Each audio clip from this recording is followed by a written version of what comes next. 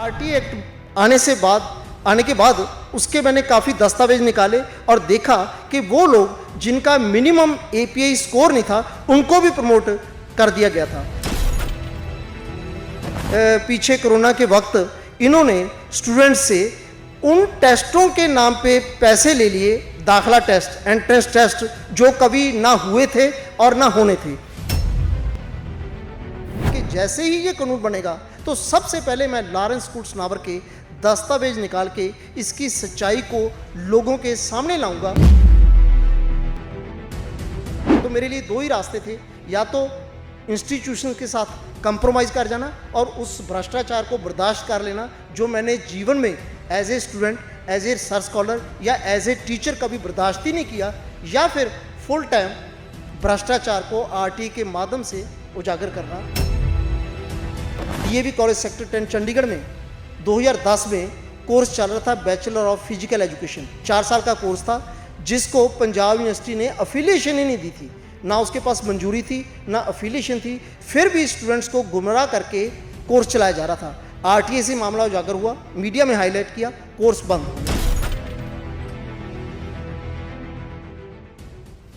नमस्कार, मैं हूं मनदीप, चैनल 7 पर आपका स्वागत है। आज हम आरटीए एक्ट पर चर्चा करेंगे, जिसको लाने का मकसद भ्रष्टाचार पर अंकुश लगाना था, परंतु भ्रष्टाचार ने आरटीए एक्ट के लाने के मकसद को ही फेल कर दिया है। आज हम आपको ऐसे व्यक्ति से मिलाएंगे जिन्होंने अपने जीवन के 17 वर्ष आरटीए एक्ट का सहारा लेकर भ्रष्टाचार पर अंकुश लगाने की कोशिश की।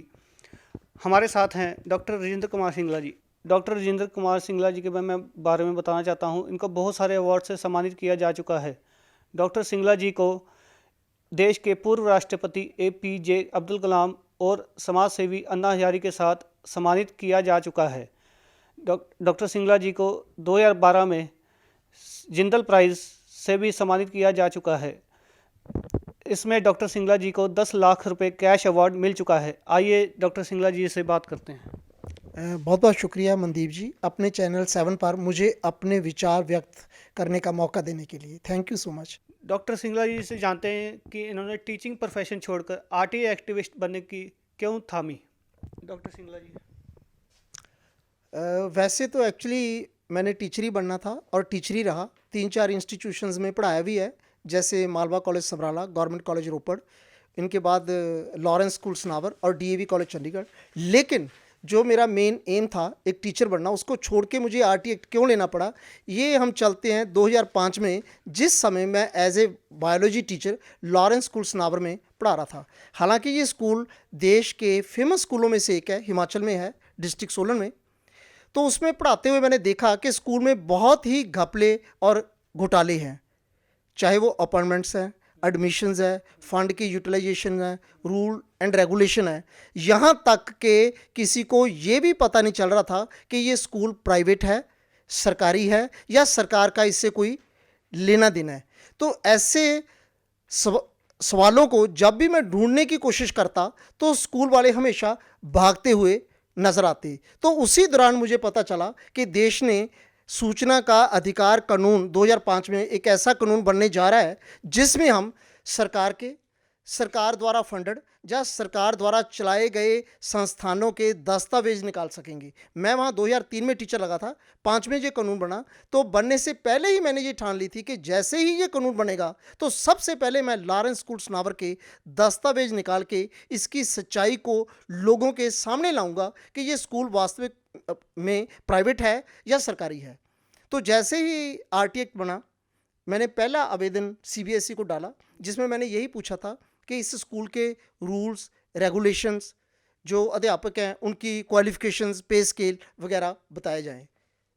लेटर मिलने के बाद उन्होंने सूचना देने की बजाय इमीडिएटली मुझे स्कूल से निकाल दिया, within 5 days from the date of receipt of RT application. ये बात है जनवरी 2007 की। फिर अगस्त 2007 में मैंने डीएवी कॉलेज ज्वाइन किया as a lecturer in botany. 2 साल 12 दिन पढ़ाने के बाद वहाँ के भी जब मामलों को मैंने छानबीन शुरू की और आरटीए डाली तो वहाँ से भी निकाला गया। अल्टीमेटली मुझे ये एहसास हुआ कि शिक्षा में इतना ज़्यादा भ्रष्टाचार है, जो आरटी एक्ट बनने से पहले भी मैं उजागर करता रहा था, कि जिसको उजागर करने के लिए अगर मैं अंदर रह के आरटी आवेदन डालूंगा तो कभी भी सर्वाइव नहीं कर पाऊंगा। तो मेरे लिए दो ही रास्ते थे, या तो इंस्टीट्यूशन के साथ कंप्रोमाइज़ कर जाना और उस भ्रष्टाचार को बर्दाश्त कर लेना जो मैंने जीवन में as a student, as a research scholar या एज ए टीचर कभी बर्दाश्त ही नहीं किया, या फिर फुल टाइम भ्रष्टाचार को आरटी के माध्यम से उजागर करना, जिसलिए मुझे अल्टीमेटली टीचिंग छोड़ के एक आरटी एक्टिविस्ट बनना पड़ा। और मैं लगातार 2005 से लेकर आज तक मेनली हायर एजुकेशन में अलग अलग मुद्दों पे आरटी एप्लीकेशन डाल के इनको उजागर करता रहा हूँ। डॉक्टर साहब, आपने किन किन मुद्दों को उजागर किया और अभी तक कितने आरटीआई आपने फाइल कर दिए? यहाँ तक आरटी एप्लीकेशन फाइल करने का संबंध है, टोटल 1517 एप्लीकेशन आज तक डाल चुका हूँ। और मुद्दे जो हैं, ज़्यादातर मुद्दे एजुकेशन से जुड़े हैं, और एजुकेशन में भी हायर एजुकेशन से, कॉलेजेस और यूनिवर्सिटी से। इसमें अगर हम देखते हैं, कई यूनिवर्सिटियां, कॉलेजेस और स्कूलों को कवर किया है, पर मेनली पंजाब यूनिवर्सिटी चंडीगढ़ है, डीएवी कॉलेज चंडीगढ़ है, लॉरेंस स्कूल सनावर है, एनवायरनमेंट डिपार्टमेंट हरियाणा है, पीजीआई रोहतक है। तो ऐसे काफ़ी संस्थान हैं जिनके मुद्दों को मैंने उजागर किया है। डॉक्टर साहब, आपके द्वारा जो मुद्दे उजागर किए गए हैं उसका इम्पैक्ट कहाँ तक पहुँचा है? वैसे तो देखते हैं कि जितने भी लोग आरटी डालते हैं तो उसमें आरटी एप्लीकेशन डालना और सूचना निकालना बहुत मुश्किल हो गया है, क्योंकि सूचना अधिकारी अक्सर ही सूचना अधूरी देते हैं, मिसलीडिंग देते हैं, झूठी देते हैं। लेकिन फिर भी क्योंकि काफ़ी एप्लीकेशंस डाली हैं और उसको अंत तक, चाहे वो सूचना कमीशन हो या हाई कोर्ट हो, केसेस को प्लीड किया है, इसलिए काफ़ी मामले उजागर हुए और उसका काफ़ी प्रभाव पड़ा है। जैसे डीएवी कॉलेज सेक्टर 10 चंडीगढ़ में 2010 में कोर्स चल रहा था, बैचलर ऑफ फिजिकल एजुकेशन, 4 साल का कोर्स था, जिसको पंजाब यूनिवर्सिटी ने अफिलिएशन ही नहीं दी थी, ना उसके पास मंजूरी थी, ना अफिलिएशन थी। फिर भी स्टूडेंट्स को गुमराह करके कोर्स चलाया जा रहा था। आरटीए से मामला उजागर हुआ, मीडिया में हाईलाइट किया, कोर्स बंद हो गया। ऐसे ही एक और था, इंस्टीट्यूट ऑफ इंफॉर्मेशन टेक्नोलॉजी, जो बिना रिकॉग्निशन के, जिसमें बच्चों को एमसीए कोर्स में फंसाया जा रहा था। आरटी से मामला उजागर किया तो इंस्टीट्यूट ऑफ इंफॉर्मेशन टेक्नोलॉजी भी खुलने से पहले ही बंद हो गया। एक था इंस्टीट्यूट ऑफ मैनेजमेंट, जिसमें एमबीए का कोर्स चलाना था, और करोड़ों रुपए पब्लिक एक्सचेकर के बर्बाद कर दिए गए थे ताकि एमबीए चला के कमाई की जा सके। उसमें भी यूनिवर्सिटी से एफिलिएशन नहीं मिली, जिसको आरटी से हाईलाइट किया और वो कोर्स भी बंद करना पड़ा। तो ऐसे काफ़ी घपले और घोटाले थे जो स्कूल्स, कॉलेजेस और यूनिवर्सिटी में चल रहे थे। आरटीए से उनको उजागर करने के बाद उनमें काफ़ी हद तक रुकावट आई है। डॉक्टर साहब, आपने पिछले 17 साल से आप आरटीआई एक्टिविस्ट हैं, तो आपको किन किन परेशानियों का सामना करना पड़ रहा? वैसे तो मेरे को भी वही परेशानियों का सामना करना पड़ा जो हर एक को करना पड़ता है। जैसे हम सबसे पहले आरटी एप्लीकेशन डालते हैं, तो जब आरटी की एप्लीकेशन देने जाते हैं तो जो डायरेक्ट है, क्लर्क है, वो एप्लीकेशन लेने में ही काफ़ी प्रॉब्लम करता है। अगर आपकी एप्लीकेशन रिसीव हो जाती है या आप बाई पोस्ट भेज देते हैं तो लेटर आ जाता है कि इसमें पोस्टल ऑर्डर ठीक नहीं, या ये कमी है, वो कमी है, तो अल्टीमेटली उसको रिजेक्ट कर दिया जाता है। अगर वो भी स्टेज क्रॉस कर देते हैं और कोई इन्फॉर्मेशन आती है तो वो ज़्यादातर मिसलीडिंग होती है, अधूरी होती है, झूठी होती है, जिसके तहत हमें फर्स्ट अपील और बाद में सेकंड अपील तक कमीशन में जाना पड़ता है। तो इसमें ना सिर्फ 3-4 वर्ष लग जाते हैं, बल्कि काफ़ी ड्राफ्टिंग, करस्पॉन्डेंस भी करनी पड़ती है, जिसमें काफ़ी वक्त लगता है। ये तो हो गया एक टाइप की परेशानियां जो सबको आती है। दूसरा है कि जब हम आरटीए में इंफॉर्मेशन निकालते हैं तो इंफॉर्मेशन को हम दो तरीक़ों से क्लासीफाई कर सकते हैं। एक इंफॉर्मेशन जो हम अपनी जानकारी के लिए निकालते हैं, जो आसानी से मिल भी जाती है और जिसमें परेशानियां भी ज़्यादा नहीं आती, और दूसरी इन्फॉर्मेशन जो पिछले 15 वर्षों से मैं निकालता रहा हूँ, वो है सिर्फ और सिर्फ शिक्षा में भ्रष्टाचार को उजागर करने के लिए, जिसमें क्योंकि जिनकी सूचना निकाली गई है उनको तकलीफ होती है, तो इसमें अक्सर ही सूचना लेने वालों को नौकरी से निकाल दिया जाता है। और जिसमें मैं पहले लॉरेंस स्कूल सनावर से निकाला गया और बाद में डीएवी कॉलेज चंडीगढ़ से, सिर्फ आरटीए में उन दो इंस्टीट्यूशंस के घपले और घोटालों को उजागर करने के लिए। सर, तो आपको क्या लगता है भ्रष्टाचार खत्म करने में कितना इम्पैक्ट आप डाल चुके हैं? वैसे तो आरटी एक्ट में जो लिखा था मुझे उसमें लिखा है कि the RT act is intended to bring transparency, accountability and good governance.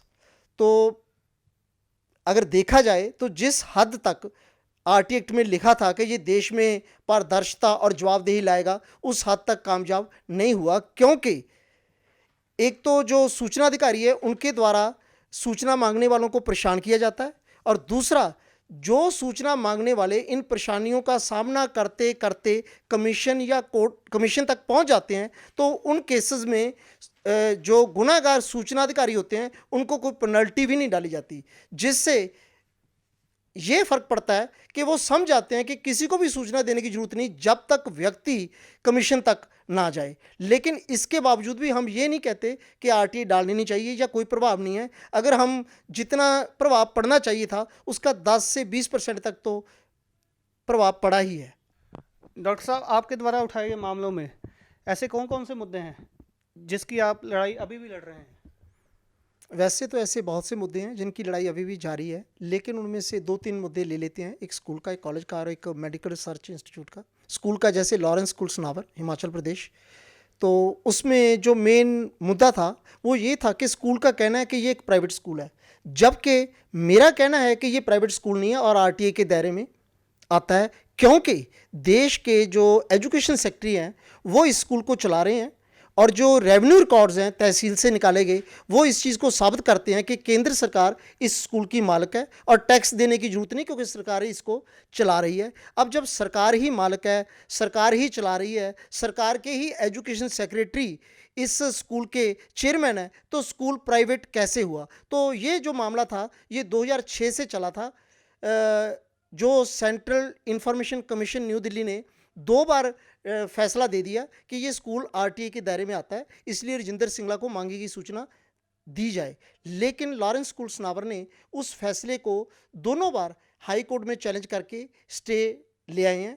वर्ष 2008 से लेके आज 2022 तक वो स्टे पे ही चला हुआ है। तो वक्त बताएगा कि ये स्कूल प्राइवेट है या आरटीआई के दायरे में आता है। ऐसे ही एक दूसरा मुद्दा है चंडीगढ़ के डीएवी कॉलेज में, जिसमें उस वक्त के प्रिंसिपल डॉक्टर बीसी जोसन की बेटी मनदीप जोसन को एक नकली इनवैलिड डी रिकॉग्नाइज्ड पीएचडी के आधार पे लेक्चरर लगाया गया कंप्यूटर साइंस में।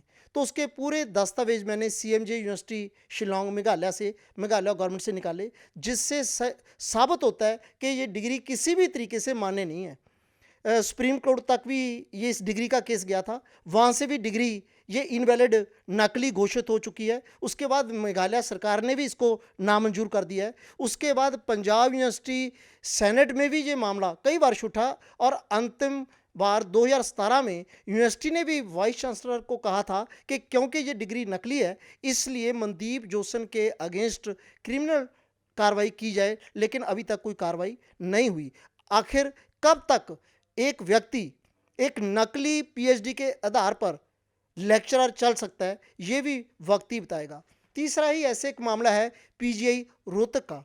यहाँ काफ़ी लोग नकली ऑपरेशन थिएटर टेक्नीशियन सब्जेक्ट में बीएससी करके ऑपरेशन थिएटर टेक्नीशियन लगे हुए हैं। हालांकि 2 की डिग्री तो बिल्कुल साबित हो चुकी है कि ये फेक है, बाकियों का मामला भी चला हुआ है। तो उस पर भी क्या असर पड़ता है ये आने वाले वक्त में ही पता चलेगा। डॉक्टर साहब, अगर आरटीआई एक्ट से भ्रष्टाचार पर अंकुश लगाया जा सकता है तो लोग इसका सहारा क्यों नहीं ले रहे?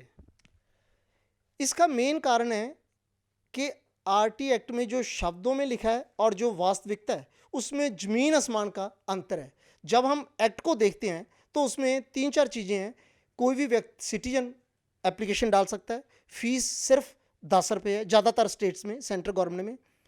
प्रोसीजर बिल्कुल सिंपल है, एप्लीकेशन टाइप या हाथ से भी लिखी जा सकती है और 30 दिन में सूचना मिलेगी।